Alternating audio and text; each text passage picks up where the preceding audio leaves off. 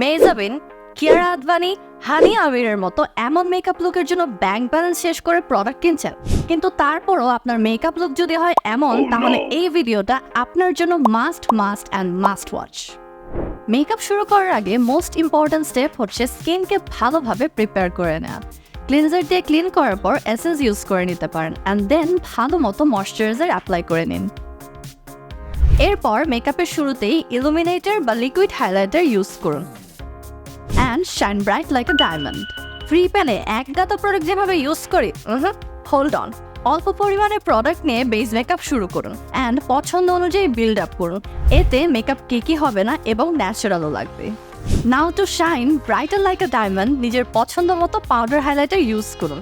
খেয়াল রাখুন highlighter shade যেন স্কিন টোনের কাছাকাছি হয়। Last but not the least, full face set করার জন্য ইউজ করুন illuminating setting spray to shine brightest like a diamond.